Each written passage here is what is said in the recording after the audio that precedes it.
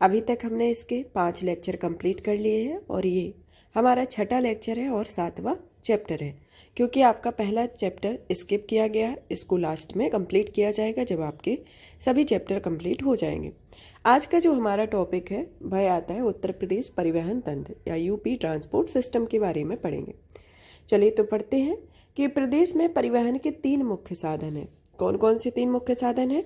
सड़क, रेल, वायु और एक गौण साधन है जल। मतलब कि अगर आमतौर पर देखा जाए तो 3 मुख्य साधन के तौर पर प्रदेश में सड़क, रेल, वायु 3 साधन है और उसमें गौण साधन के तौर पर जल एक संसाधन है। इन साधनों में से सड़क एवं रेल परिवहन के विकास पर अधिक बल दिया जाता है और यहाँ पर यात्री एवं सामान दोनों ही दृष्टि से सड़क यातायात का कुल यातायात में प्रतिशत बहुत तेजी से बढ़ रहा है। आज कुल यातायात में सड़क यातायात का भाग 70% से भी अधिक हो गया और स्वतंत्रता के समय प्रदेश में 15,113 किलोमीटर पक्की सड़कें थी, जो मार्च 2021-22 में बढ़कर 2,69,936 किलोमीटर हो गई है। सार्वजनिक निर्माण विभाग के तहत प्रदेश 4 प्रकार की सड़कें हैं। पहला तो राष्ट्रीय राजमार्ग, दूसरा प्रांतीय राजमार्ग, तीसरा जिला मार्ग और चौथा आता है ग्रामीण मार्ग। जो 4 तरीके के सड़क निर्माण है और 4 तरीके की सड़क है, एक तो राष्ट्रीय, प्रांतीय, जिला और ग्रामीण। और इसी तरीके से साधन कौन कौन से हैं? 3 मुख्य हैं और एक गौण है। अब आता है कि उत्तर प्रदेश से गुजरने वाले राष्ट्रीय राजमार्ग के बारे में, जिसमें आपका NH9 जो है वह 147 लंबाई है इसकी और यह गाजियाबाद, मुरादाबाद, रामपुर, बिलासपुर से होकर जाता है। NH44 जो है वह पुराना NH3 नंबर 3 है और यह मथुरा, आगरा, झांसी, ललितपुर से होकर जाता है। NH19 GQ यह आगरा, कानपुर, प्रयागराज, वाराणसी। NH27 झांसी, कानपुर, लखनऊ, अयोध्या, गोरखपुर। NH307 जो है वो पहले 72A था, इसे जुटमलपुर, सहारनपुर या बिहारीगढ़, मोहान है। तो इस तरीके से ये प्रमुख राजमार्ग आते हैं। अब आता है कि इसमें जो नए राजमार्ग हैं उनके बारे में क्रम जान लेते हैं कि अभी हाल ही में कौन नए राजमार्ग हैं। NH330A है जो मैं रायबरेली, जगदीशपुर और अयोध्या में से जुड़ा, जो एक अयोध्या को जोड़ता है और यह टोटल 110 मीटर की इसकी लंबाई है, तो 110 किलोमीटर की। NH730 जो कि पीलीभीत, पुरनपुर, कुटार, गोकर्णनाथ, लक्ष्मीपुर, ईशानगर, बहराइच, बलरामपुर, महाराजगंज, पटरौना, सेवरही, सलेमगढ़, नानपारा को जोड़ता है। NH730A जो कि पुरनपुर या पीलीभीत, पवयण, मेगलगंज, खीरी होता है। NH31 जो कि लालगंज, उन्नाव, रायबरेली, सलोन, प्रतापगढ़, मछली शहर, जौनपुर, वाराणसी, गाजीपुर और बलिया जो कि 522.80 किलोमीटर तक क्षेत्र में फैला हुआ है। NH731 जो कि इसका पुराना नाम यह NH56 था, जो कि अभी प्रेजेंट में सैदपुर, खोटान, जौनपुर, सुल्तानपुर, लखनऊ, हरदोई, शाहजहांपुर और पालिया को जोड़ता है। फिर आता है NH731A जो कि प्रतापगढ़, जेठवाड़ा, श्रृंगवेरशोर, मंझनपुर, राजापुर और चित्रकूट को जोड़ता है। NH931 जो कि प्रतापगढ़, अमेठी, गौरीगंज, जगदीशपुर, मुसाफिरखाना। NH931A जो कि जैस, जगदीशपुर और सलोन को। NH34 जो कि नजीबाबाद, बिजनौर, मेरठ, हापुड़, बुलंदशहर, अलीगढ़, एटा, कन्नौज, कानपुर, हमीरपुर, महोबा तो इसको जोड़ता है, इसके संदर्भ में आता है। अब आता है इसमें जैसे इस तरीके से और है NH334A, B, C जो कि जो A है वह पुरकाजी से उत्तराखंड में है जो 15 किलोमीटर का है। NH334B जो है मेरठ से हरियाणा। NH334C जो है बुलंदशहर, गाजियाबाद में। 534 है जो वह नजीबाबाद से उत्तराखंड की ओर। 734 नजीबाबाद, नगीना। NH234 कन्नौज, बेला, इटावा, किसनी, भोगू। NH35 बांदा, करबी, मऊ, प्रयागराज, मिर्जापुर, वाराणसी। NH135 जो मिर्जापुर, लालगंज, ड्रमडगंज। NH135B मऊ, चित्रकूट, डभौरा मध्य प्रदेश में आता है। NH 335 जो है वह बांदा फतेहपुर लालगंज, NH 39 झांसी से मध्य प्रदेश, NH 339 महोबा से मध्य प्रदेश, NH 539 झांसी से मध्य प्रदेश, NH 344 हरियाणा से उत्तर प्रदेश से उत्तराखंड तक, NH 552 जो कि चिरगांव झांसी से मध्य प्रदेश, NH 709 जो है बगौत बागपत शामली सरत सिटी सहारनपुर, NH 135 BB जो कि जमीरा बरगढ़ गहर, NH 730H जो कि भीही पुरवा मोतीपुर निशानगढ़ बिछिया कतरनिया घाट और कुडवा है, NH 321 जो कि किरौली मोरी बमनपुरा कागारोल है। और फिर आते हैं आपके और भी पुराने राजमार्ग हैं, जिसमें NH 731 जो कि राजापुर रामटेकरा रायपुर है। तो इस तरीके से इनका ये राजमार्गों का प्रमुख क्रम है।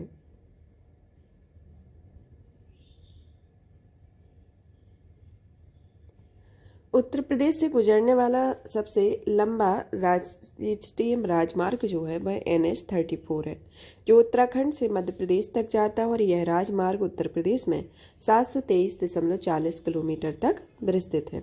उत्तर प्रदेश से होकर गुजरने वाला सबसे छोटा राष्ट्रीय राजमार्ग 552 है, जिसकी लंबाई उत्तर प्रदेश में मात्र 4 किलोमीटर की है। तो ये उत्तर प्रदेश में राजमार्ग को लेकर रहा है। अब आता है इसके संदर्भ में, ये इसको मैप में देख लेते हैं कि इस तरीके से कौन सा राजमार्ग एक दूसरे से इंटरकनेक्टेड है। तो ये इसकी अवस्थिति है कि इसमें कौन सा, जैसे NH 3, NH 7, NH 334 इस तरीके से जो भी राजमार्ग है इनका ये अवस्थिति के संदर्भ में है। अब पढ़ते हैं उत्तर प्रदेश राज्य सड़क परिवहन निगम के बारे में कि स्वतंत्रता से पूर्व उत्तर प्रदेश ने जन सुविधाओं में वृद्धि के लिए सड़क परिवहन के क्षेत्र में प्रवेश करते हुए उत्तर प्रदेश राज्य के रोडवेज नामक संगठन का गठन किया। इस संगठन ने पहली बार बस सेवा 15 मई 1947 को लखनऊ से बाराबंकी के लिए शुरू की और 1950 में राज्य विधानमंडल द्वारा इस संस्था को अधिनियमित करने के लिए कानून पास किया गया, जिसके तहत 1 जून 1972 को उत्तर प्रदेश रोडवेज की जगह उत्तर प्रदेश राज्य सड़क परिवहन निगम का गठन किया गया, जिसका मुख्यालय लखनऊ में है। तो पहली बार उत्तर प्रदेश में इस संगठन की उत्तर प्रदेश राजकीय रोडवेज की गठन कब हुआ? 15 मई 1947 को, जो कि लखनऊ से बाराबंकी के लिए शुरू किया गया और 1950 के बाद यह प्रक्रिया 1 जून को एक कानून पारित किया गया। उसके बाद 1 जून को 1972 को उत्तर प्रदेश रोडवेज की जगह उत्तर प्रदेश राज्य सड़क परिवहन निगम कर दिया गया और इसका मुख्यालय कहाँ पर है? लखनऊ में, जिसका नियंत्रण जो है वह विनिदेशक मंडल के द्वारा किया जाता है और प्रदेश में इसके कुल 20 क्षेत्र हैं, जिसका नियंत्रण जो है वह DRM द्वारा किया जा रहा है। 20 क्षेत्रों के अंतर्गत प्रदेश में कुल 106 डिपो हैं और निगम द्वारा मुख्यतः प्रदेश के राष्ट्रीयकृत मार्गों पर बस सेवाओं का संचालन किया जाता है, किंतु यात्रियों की मांग पर सीमित संख्या में राष्ट्रीयकृत सड़कों पर भी सेवाएं दी जाती हैं और निगम के विशाल बेड़े में सामान्य, डीलक्स एवं एसी आदि सभी प्रकार की बसें होती हैं, जिसके माध्यम से लोकल, नगरीय, अंतर्राज्यीय सेवाएं दी जा रही हैं और निगम द्वारा केंद्र एवं राज्य विधानमंडल के वर्तमान एवं भूतपूर्व सदस्यों के मेडल प्राप्त पुलिस कर्मियों एवं सैनिकों, विकलांगों, मान्यता प्राप्त पत्रकारों, एक सहवर्ती सहित स्वतंत्रता सेनानियों, राष्ट्रीय राज्य पुरस्कृत शिक्षकों तथा 5 वर्ष तक के बच्चों के लिए निःशुल्क सुविधाएं प्रदान की जाती है। 2020-21 में निगम के बेड़े में 7,295 स्वयं की तथा 1,237 निजी अनुबंधित बसें थीं। निगम का केंद्रीय कार्यशाला एवं प्रशिक्षण संस्थान कानपुर में स्थित है। जनरल सेवा के बारे में, जनरल सेवा जो है वह राजधानी लखनऊ में के राज्य के कई जिला मुख्यालयों तक काम किराए वाली वातानुकूलित जनरल बसों का संचालन किया हुआ है। लोहिया बस सेवा, जो कि निगम द्वारा प्रदेश में ग्रामीण क्षेत्रों में सस्ती एवं सुलभ यात्रा हेतु फरवरी 2015 में यह सेवा शुरू की गई। इस सेवा के तहत सामान्य बसों में 25% से कम किराया रखा गया है। नगरीय बस सेवा, जो कि प्रदेशों में 12 बड़े नगरों में 1992 से नगरीय बस सेवा का संचालन किया जा रहा है। रेडियो टैक्सी सेवा, जो कि प्रदेश के नगर निगम वाले 13 नगरों में निजी क्षेत्र के माध्यम से सुरक्षित, आरामदायक व वातानुकूलित परिवहन साधन उपलब्ध कराने के उद्देश्य से सर्वप्रथम 22 नवंबर 2013 को लखनऊ में यह बस सेवा शुरू की गई है।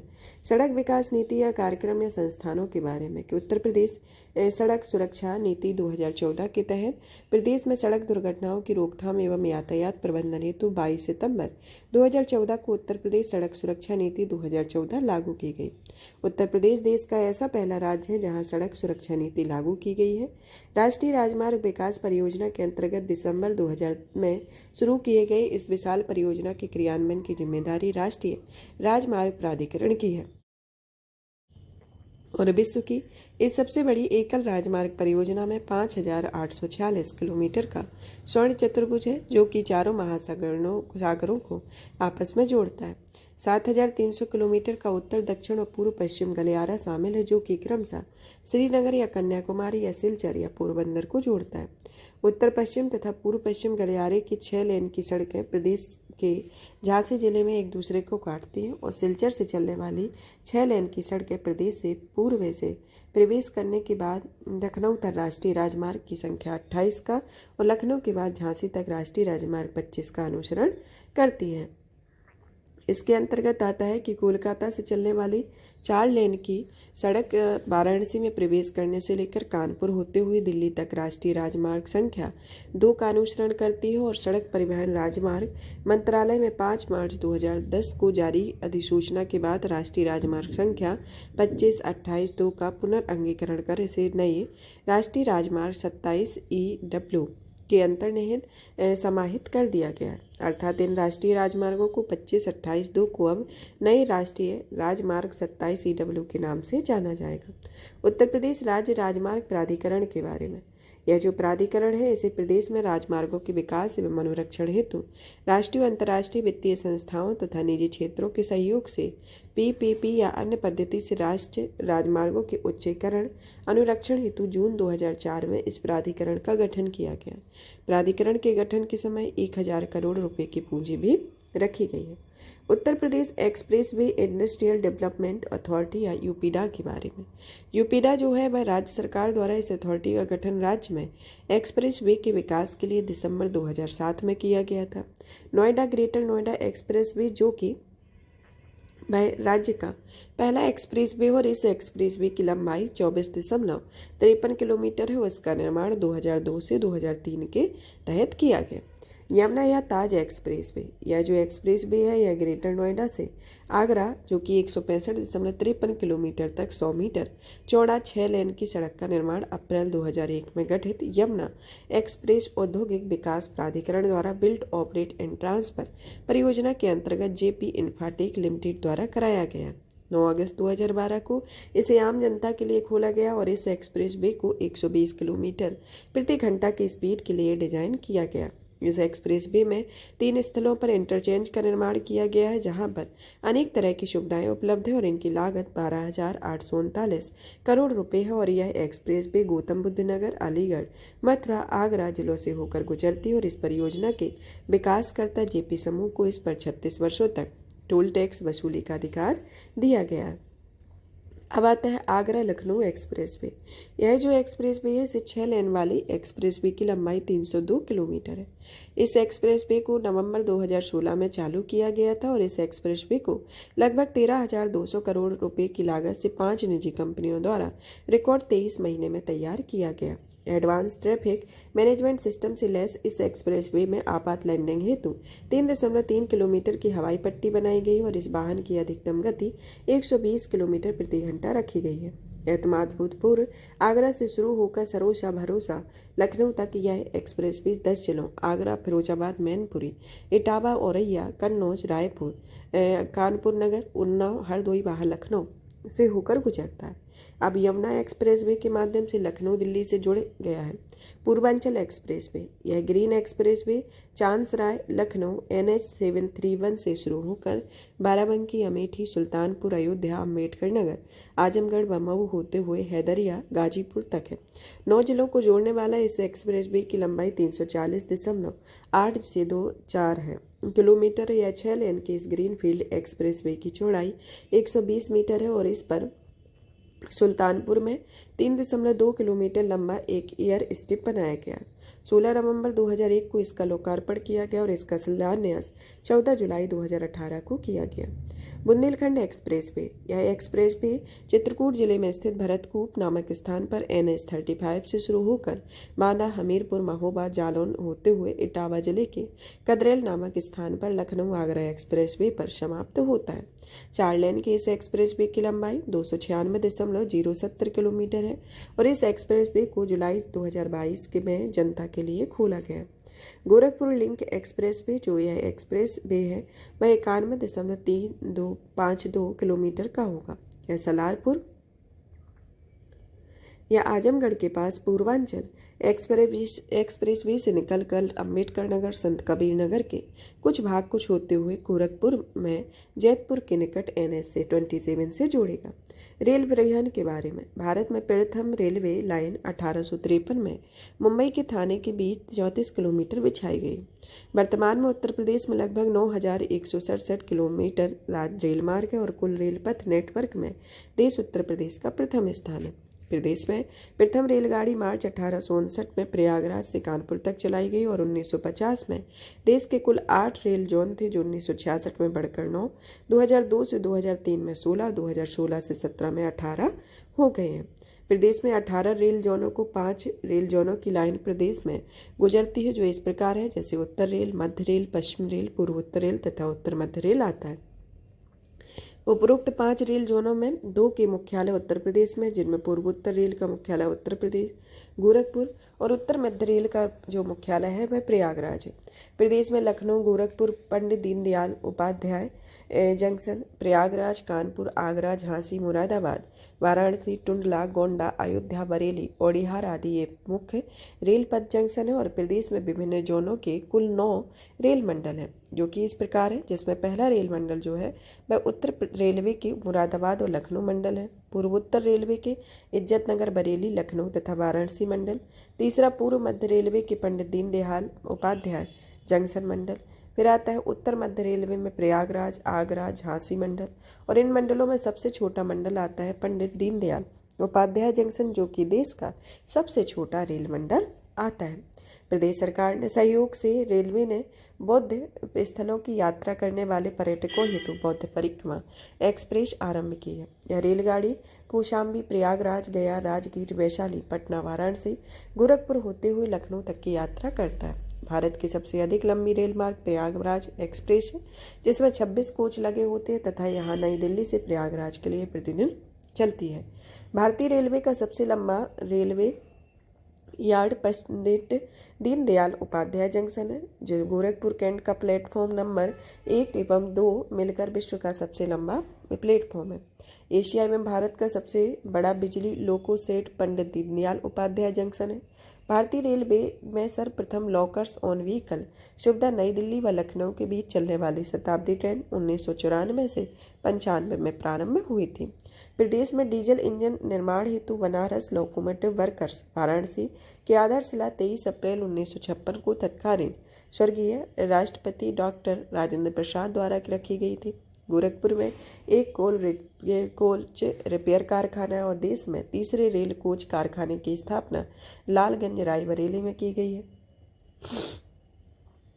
केंद्रीय रेल विद्युतीकरण संगठन प्रयागराज की स्थापना 1985 में हुई है और राज्य में रेलवे में भर्ती हेतु 2 भर्ती बोर्ड प्रयागराज और गोरखपुर में स्थापित है। राज्य में एक रेलवे संग्रहालय वाराणसी में स्थापित किया गया है। राज्य के गाजियाबाद में एक बिजली ड्राइवर प्रशिक्षण केंद्र और रेल सुरक्षा आयोग का मुख्यालय लखनऊ में हो और राज्य में लखनऊ स्टेशन का निर्माण 1926 में किया गया है। तो ये प्रमुख रेलवे के संदर्भ में प्रमुख फैक्ट है कि कहाँ पर किस केंद्र की स्थापना या फिर किसका कहाँ पे मुख्यालय है और इसका कब निर्माण किया गया, ये प्रमुख तरीके से रहे हैं। अब आता है वायु परिवहन के बारे में कि भारत में प्रथम हवाई उड़ान का प्रदर्शन 1911 में किया गया। 1953 से पूर्व भारत में हवाई सेवाओं या पर हवाई परिवहन निजी कंपनियों द्वारा संचालित किया जाता है। 1953 में भारत सरकार द्वारा वायु परिवहन का राष्ट्रीयकरण किया गया और यह एयर इंडिया, इंडियन एयरलाइन नामक 2 निगमों द्वारा स्थापित की गई। एयर इंडिया कंपनी जो है वह अंतर्राष्ट्रीय स्तर पर 59 से अधिक देशों के लिए वायु परिवहन सुविधा उपलब्ध कराती है और इसके बेड़े में 20 से अधिक विमान होते हैं। इंडियन एयरलाइन कंपनी घरेलू तथा कुछ पड़ोसी देशों जिनमें Pakistan, Maldives, Sri Lanka, Nepal, Malaysia, Bangladesh, Thailand, Singapore, संयुक्त अरब अमीरात, Oman, Myanmar, Kuwait, Qatar, Bahrain, Afghanistan आदि के लिए हवाई परिवहन में सेवा उपलब्ध कराती हैं। मान्यता प्राप्त निजी कंपनियां और तथा हवाई टैक्सी ऑपरेटर इसकी पूरक सेवाएं प्रदान करते हैं। Pawan Hans limited helicopter corporation of India company की 1985 में स्थापना पेट्रोलियम क्षेत्र की आवश्यकताओं की पूर्ति के लिए की गई थी। यह पूर्व के दुर्गम राज्यों में भी अपनी सेवाएं देते हैं और 1990 में निजी क्षेत्र की कई कंपनियां एयर परिवहन सेवाएं दे रही हैं। प्रदेश में इस समय कुल 46 हवाई पट्टियां एवं अड्डे हैं, जिनमें 16 प्रदेश सरकार, 8 एयरफोर्स, 5 भारतीय विमानपत्तन के प्राधिकरण के शेष अन्य के नियंत्रण में आती है। अकबरपुर या अम्बेडकर नगर, अंधऊ, गाजीपुर, अमहट, सुल्तानपुर, धानीपुर, अलीगढ़, डॉक्टर भीमराव अम्बेडकर मेरठ, फर्रुखाबाद, मेयरपुर, पलिया, खीरी, श्रावस्ती, मुरादाबाद, कानपुर देहात, सैफई, इटावा, आजमगढ़, झांसी, ललितपुर, चित्रकूट में प्रदेश सरकार के नियंत्रण में 16 हवाई पट्टियां बनाई गई हैं। खेरिया, आगरा, बमरौली, प्रयागराज, चक्केरी, कानपुर, गोरखपुर, सरसावा, सहारनपुर, बरेली, हिंडन, गाजियाबाद, बक्सी तालाब, लखनऊ में एयरफोर्स की हवाई पट्टियां स्थापित है। इस तरीके से आता है। प्रदेश में भारतीय विमानपत्तन प्राधिकरण में 3, जिसमें लखनऊ, वाराणसी, कुशीनगर अंतर्राष्ट्रीय हवाई अड्डे हैं, जबकि जेवर, गौतम बुद्ध नगर, अयोध्या में 2 और अंतर्राष्ट्रीय हवाई अड्डे बनाए जा रहे हैं, जो कि अभी प्रेजेंट में बन गए। प्रयागराज की बमरौली में नागरिक उड्डयन प्रशिक्षण केंद्र या एक हवाई अड्डा विश्वविद्यालय भी है और रायबरेली के फुर्सतगंज में इंदिरा गांधी राष्ट्रीय उड़ान अकादमी है। मेरठ, अलीगढ़, सैफई या इटावा में फ्लाइंग स्कूल है। आगरा में national para first training college स्थित है और यहाँ एरो स्पोर्ट्स की भी व्यवस्था की जा रही है।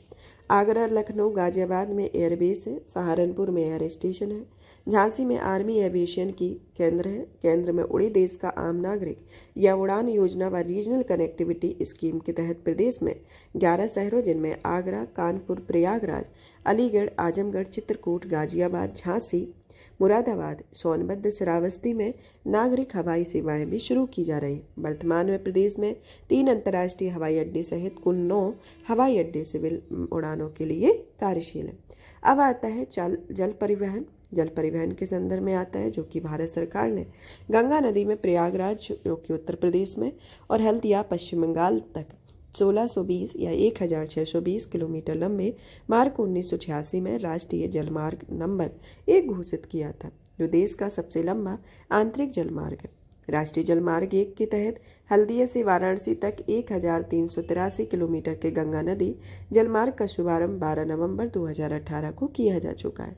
वाराणसी के राल्हुपुर में माल चढ़ाने व उतारने हेतु देश का पहला मल्टी मॉडल टर्मिनल बनाया गया और इस टर्मिनल का जो शुभारंभ है वह 12 नवंबर 2000 को ही किया गया था। राष्ट्रीय जलमार्ग संख्या 1 के वाराणसी प्रयागराज भाग को शीघ्र ही चालू होने की संभावना है, इसके अंतर्गत आता है। अब यहाँ पर ही हमारा टॉपिक फिनिश होता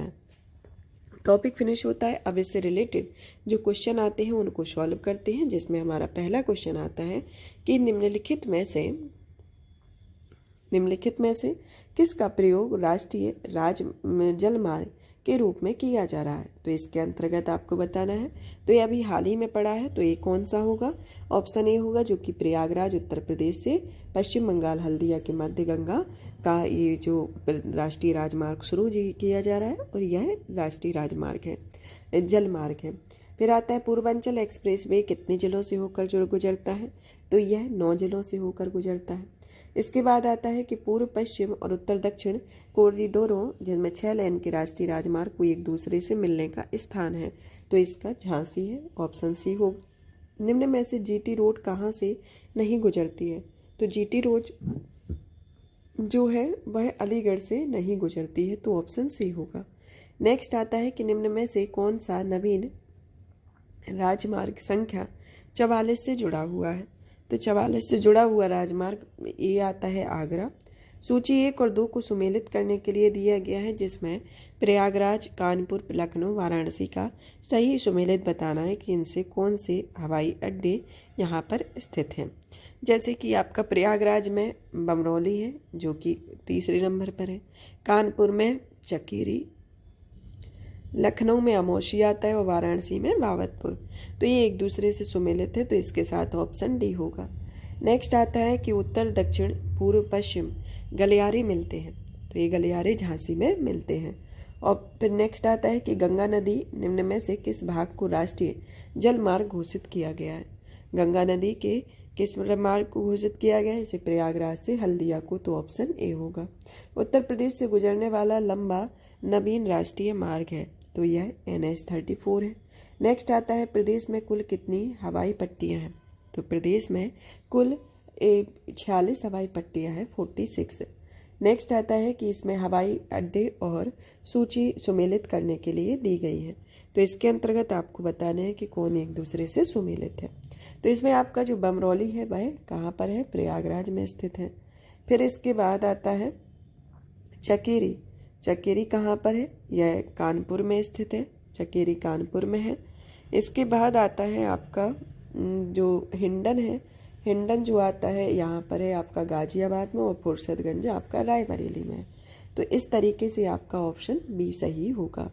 नेक्स्ट आता है क्वेश्चन कि उत्तर प्रदेश में निम्नलिखित में से कौन सा नगर राष्ट्रीय राजमार्ग 9 द्वारा जोड़ा नहीं जाता है। तो राष्ट्रीय राजमार्ग 9 द्वारा आपका लखनऊ नहीं जोड़ा जाता है। प्रदेश में सबसे लंबा राष्ट्रीय राजमार्ग कौन सा है, प्रदेश का सबसे राष्ट्रीय राजमार्ग NH-34 है। सूची 1 और 2 को सुमेलित करने के लिए दिया गया है, इसमें बताना है कि आपको कि इसमें कौन सा राजमार्ग हवाई अड्डा किससे सुमेलित है।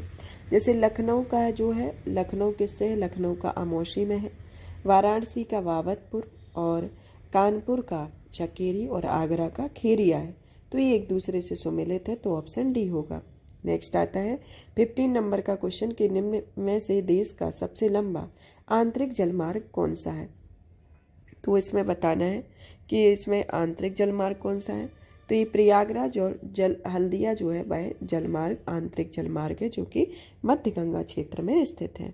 अब आता है यमुना एक्सप्रेस वे किनके बीच है। Yamuna express way Agra greater Noida के बीच स्थित है। यमुना एक्सप्रेस वे निम्नलिखित में से कहाँ से नहीं गुजरती है। तो यह कहाँ से नहीं गुजरती है, तो इसमें ऑप्शन ए है Gautam Buddh Nagar, option B Aligarh, option C Hathras, और ऑप्शन डी मथुरा। तो इसमें आपका ऑप्शन सी होगा कि यह हाथरस से होकर नहीं गुजरती है। निम्न में से कौन सा सुमेलित नहीं है, तो इसमें बताना है कौन सुमेलित नहीं है। तो इसका ऑप्शन डी है जो एक दूसरे से सुमेलित नहीं है, आगरा फुर्सतगंज ने, और ये कानपुर चकेरी सुमेलित है, वाराणसी बाबतपुर और लखनऊ अमोशी एक दूसरे से सुमेलित है। लखनऊ आगरा ग्रीन फील्ड वे निम्न में से किस जिले में नहीं गुजरेगी। तो इसमें आता है कानपुर देहात जो है वह ऑप्शन ए है कि यह यहाँ से नहीं गुजरेगी, और यह हरदोई फिरोजाबाद कानपुर से होकर कन्नौज से होकर गुजरेगी। देश की तीसरी रेल कोच फैक्ट्री कहाँ स्थित है। तो देश की जो तीसरी रेल कोच फैक्ट्री है वह रायबरेली में स्थित है। नेक्स्ट आता है कि राष्ट्रीय राजमार्ग विकास परियोजना उत्तर प्रदेश उत्तर दक्षिण या पूर्व पश्चिम गलियारे मिलते हैं, तो ये कहाँ पर मिलते हैं, झांसी में। आगरा लखनऊ एक्सप्रेस वे की लंबाई लगभग क्या है। तो इसमें आपको बताना है कि इसकी लंबाई क्या है। तो इसके अंतर्गत जो आपकी लंबाई आती है वह होगी 300 किलोमीटर। हाल ही में किसी अंतर्राष्ट्रीय हवाई अड्डा का दर्जा दिया गया। तो अंतर्राष्ट्रीय हवाई अड्डे का दर्जा कुशीनगर हवाई अड्डे को दिया गया। यहाँ पर यह टॉपिक जो है वह फिनिश होता है। नेक्स्ट क्लास में नेक्स्ट लेक्चर के साथ मिलेंगे। तब तक आप इस सेशन को ज़्यादा से ज़्यादा शेयर करें, वीडियो को लाइक करें, चैनल को सब्सक्राइब करें। धन्यवाद।